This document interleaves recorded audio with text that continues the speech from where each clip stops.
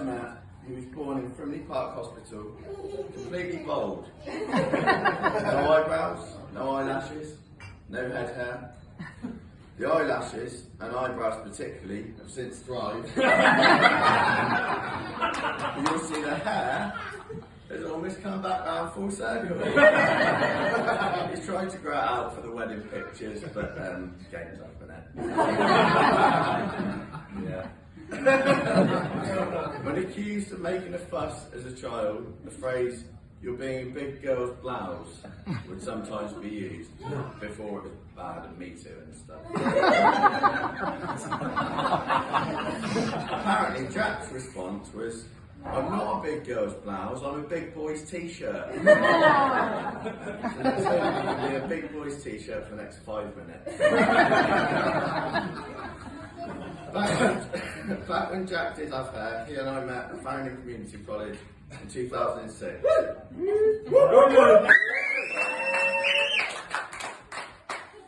we've known each other about 16 years, and I've liked him for about 12. On and off. Farringdon was an average-sized comp in an average-sized town in Oxfordshire, and a lot of my strongest memories involving Jack at school didn't really make sense when I thought about putting them into this speech. I think the only way that they'd make sense is if I were able to put you somehow through the incredibly powerful sense of boredom that classes like double maths with Mr. Vettel. I think recalling some of the resultant behaviour now out of context would only leave you feeling confused.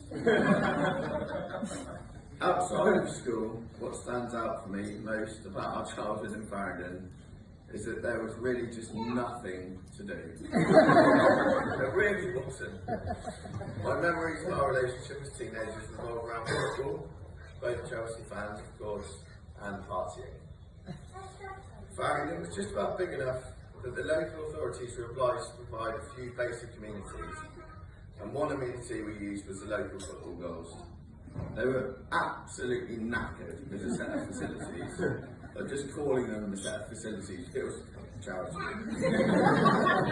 It was a field with a set of old rusty posts and sometimes nets, and we'd sometimes arrive on a Saturday morning to find that the goal mouth was still being used from the night before by some distinguished local gentlemen of the set.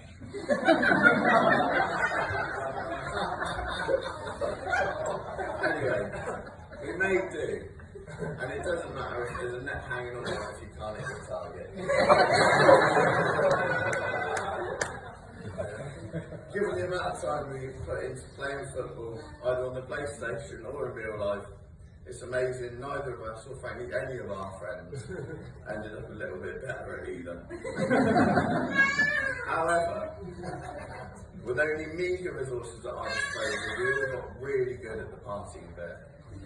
Quote unquote good in the early days often meant loitering outside the spa on Marlborough Gardens, patiently awaiting the arrival of an adult irresponsible enough to go in and buy a 72-litre bottle of Strongbow.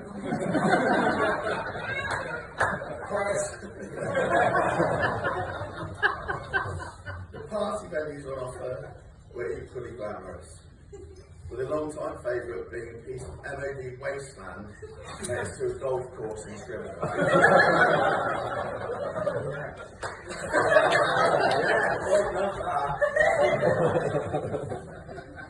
We really put the hours in the partying in those early years, and we continued to push the boundaries of endurance and endeavour on the party front. That being said, Jack has a weakness. A weakness of bladder.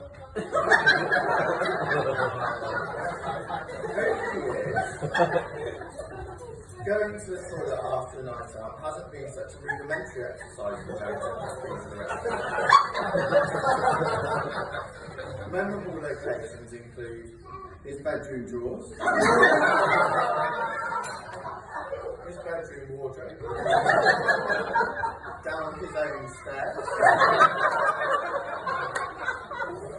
into a laundry basket on his Christmas party dress,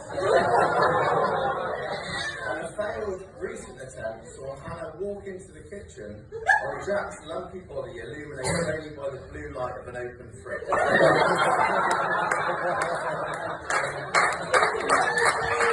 But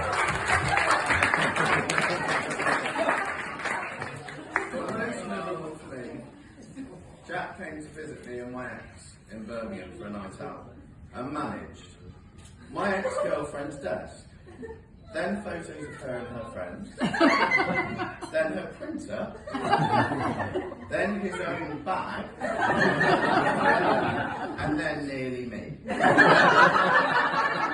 All in one fell stream.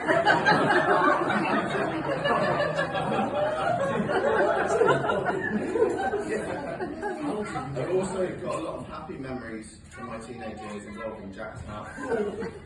Often a haven for my own when I was growing up.